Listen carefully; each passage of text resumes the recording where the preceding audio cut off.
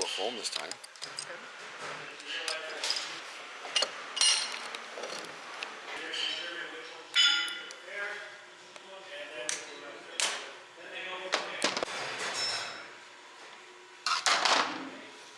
So you can see there's foam, or a white substance. Yep. I'm assuming it's foam. Yep.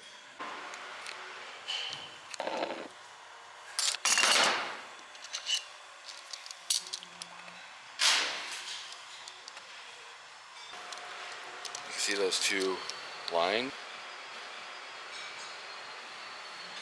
So that's the shiny part's obviously parts that's been machined down. So that's that, and with that is probably what caused it.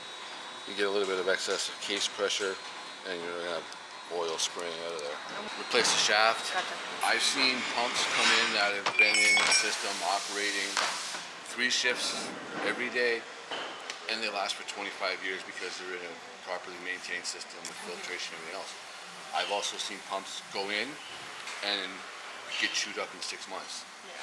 because there's an issue with their system, but they make so much money on their production that it's cheaper for them to replace a pump every 6 months than to shut down for 2-3 weeks and fix the problem.